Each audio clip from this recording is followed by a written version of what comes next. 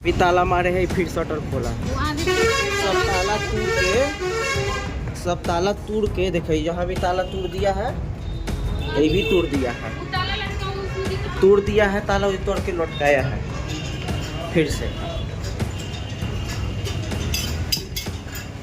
हाँ, 1 मिनट आ जाइए।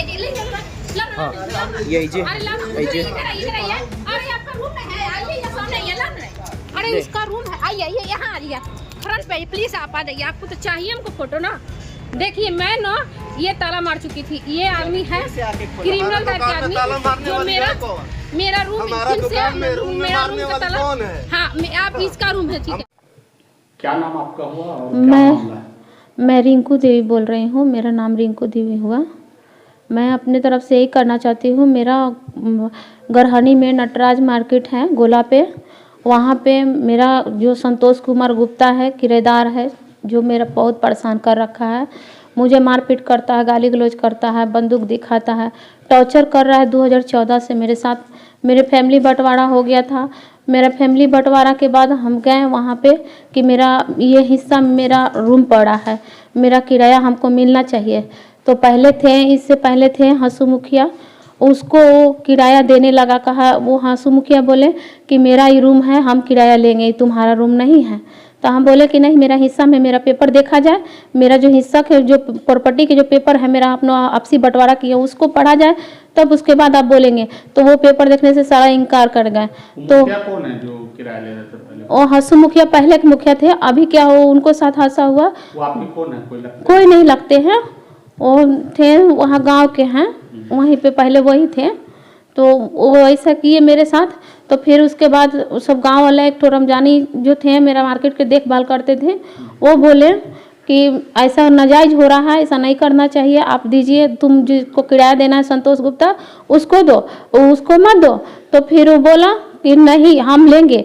तो फिर इससे बोले तो थाना में केस हुआ मेरा आ रहा। क्यों केस हुआ?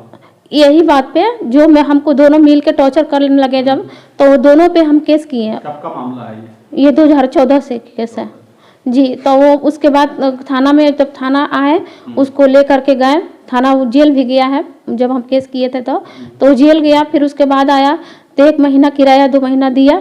फिर उसके बाद कहा कि हम किराया नहीं देंगे, ये मेरा रूम हो गया है। फिर वो भी टॉर्चर। लड़ाई है वो किराया मतलब खाली करने की लड़ाई है, किराया भी नहीं देता और रह रहा है। हाँ, आपको क्या कहना उसमें खाली कराने का? जी। तो पहले से जो मैटर है मैं वो बताना चाह रही हूँ कि कैसे कैसे टॉर्चर हुआ मेरे साथ।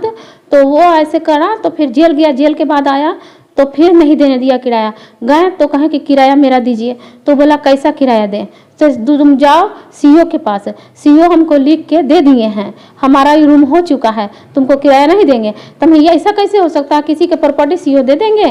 तो जाते हम उनसे मिलते, पहले मुलाकात करते हैं सीईओ साहब से, ऐसा कैसा हो गया? तो जब वहाँ ऑफिस में हम पहुँचे तो सर से बैठ के बात हुआ हमको सीईओ साहब से।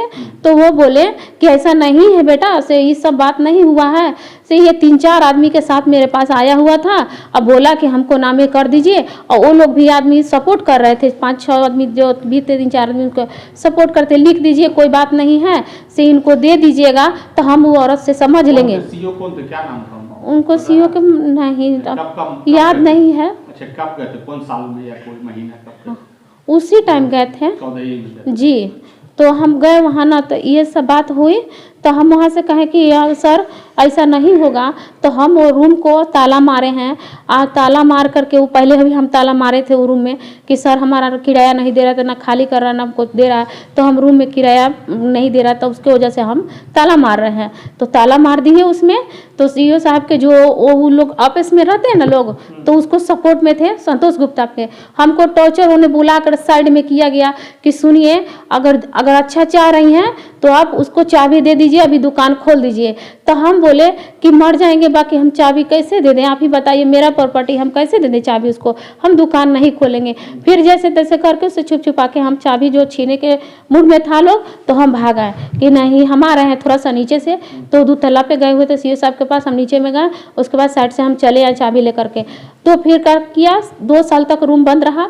उसके बाद 2 साल के बाद फिर ताला तोड़ दिया गया।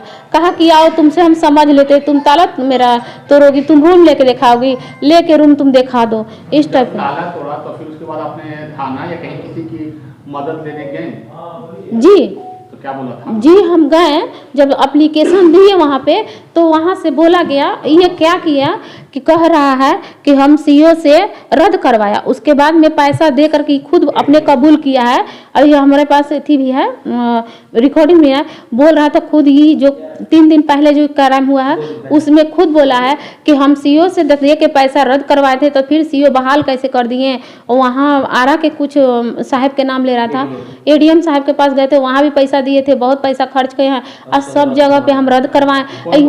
संतोष गुप्ता बोला कि हम सब जगह पे रद्द करवाएं, ऑफिसे वाला लोग बदमाशी कर रहा है, जब रद्द होते हुए बहाल कैसे कर दिया, उसी को मारा पीटा जाए, पहले चला जाए वहाँ जांच पड़ताल के क्यों किए। तो हम बोले, वो ये बात हो रही थी वहाँ पर के मेयर हैं जो क्या बोलते हैं, मुखिया जो बोलते हैं अभी जो हैं गुड्डू मुखिया, उनके पास बैठक हुआ परसों दिन, ये बात परसों दिन ही बात खुला, वो खुद अपने मुंह से कबूल किया। भले वो लोग बात में ठीक है कि देखिए मेरे पास तो वीडियो नहीं है ना सबूत है, इस बात के लिए वो लोग भी सपोर्ट करके उसको झुठला भी सकते हैं और मेरे बात को दबा भी सकते हैं, क्योंकि वो लोग सपोर्ट कर रहे हैं वो लोग को।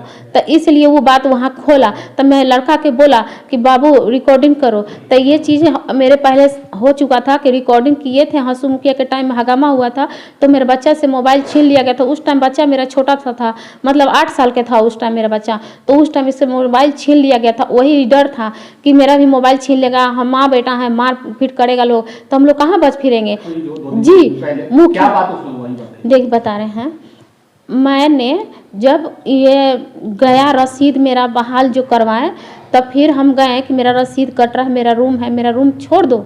वो बोला कि तुम जा रही हो कानूनी प्रक्रिया में, जहाँ जाना है जाओ, हम वो कानून से नहीं डरते हैं, हमको सब मुट्ठी में है, मेरा सब कोई सपोर्ट करता है, तुमको जहाँ जाना है जाते रहो, हम अपना चुप से देखेंगे। आज संतोष गुप्ता बोला कि जहाँ जाना जाओ, कानून में दौड़ो, कानून से लेके हासिल करके दिखाओ।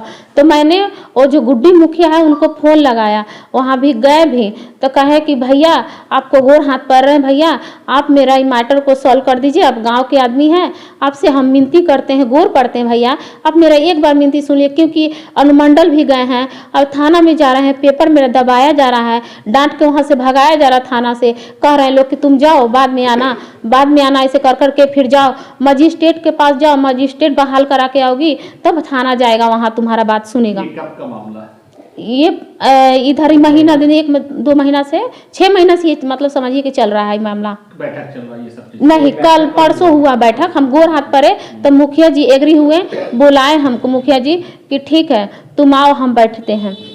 बैठक में क्या निर्णय हुआ ये बताइए। बता रहे हैं, तो हम जब बैठक में गए, परसों दिन गए हैं, परसों क्या तारीख था, 20 तारीख का, जब बैठक में हम गए पहुँचे वहाँ पे गोर हाथ पड़े तो एग्री हुए मुखिया जी, गुड्डू मुखिया, तो वहाँ पर बुलाया गया बैठक में। हम बैठे, कहें कि भैया हर जगह तो गए पर ये सब बात नहीं है, हुआ मेरा अन्याय नहीं मिला, आप तो कुछ बैठक में कर दीजिए। तो उसको बुलाया गया फ़ोन करके, संतोष गुप्ता के, गुड्डू मुखिया बोला, वहाँ पर आए, सैयद आए, गुड्डू मुखिया थे, फिर 2 ठो किरदार लोग थे, क्या बोलते हैं, सोना लाल के लड़का थे, और एक ठो मैनी नाम के जो है थी है, उसका नाम, उसके पिता के नाम केसरी है, वो भी आए, वहाँ शामिल हुए। शामिल होने के बाद में बात हुआ कि आप ऐसा काहे कर रही हैं, आप बोल रही हैं कि रूम तोड़वा देंगे, ये करवा देंगे, वो करवा देंगे। सैयद बोला आप ऐसा ज़बरदस्ती क्यों कर रही हैं हम लोग के साथ। तो हम कहे कि भैया हमको जब यही करना रहता तो हम कानून द्वारा दौड़ते हैं, इनको पास गौर पड़ के आते हैं कि भैया मेरा फैसला कर दीजिए, ऐसा बात तो हम नहीं बोले।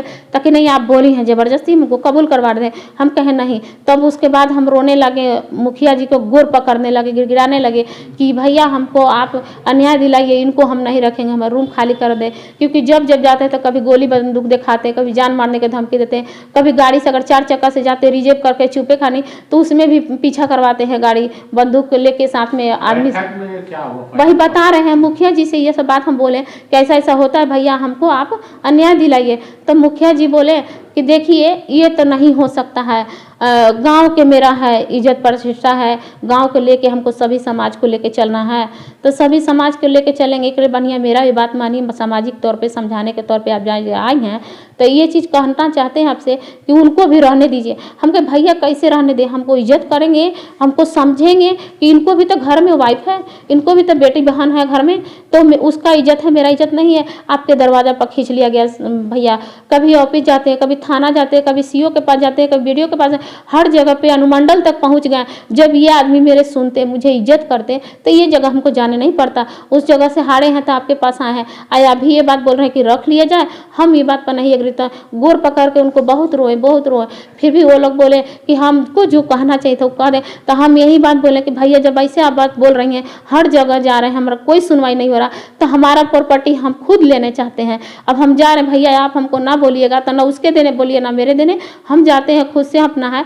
तो हम मजबूर हो गए हैं, अपना रूम हासिल करने की कोशिश करते हैं। तो जा करके रूम खोले हैं, उसका शटर उठा हुआ था पहले से ही मेरा रूम का, तो उस अभी मेरे पास वीडियो भी है उस शटर का, तो देखें तो खाली कार्टून ऐसी उसका कचरा का वीडियो सब बनाए, सब कार्टून लेके बाहर निकाल दिए और शटर में हम अपना से ताला लॉक कर दिए।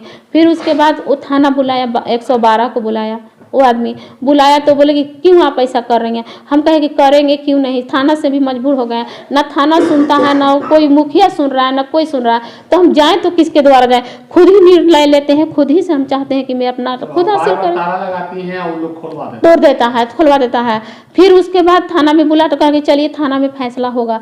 तो हम गए तो वहाँ पे कुछ बैठक हुआ था पहले से, जो बैठे हुए थे लोग थाना प्रभारी और किसी और को फैसला कर रहे थे, बिजी थे वो।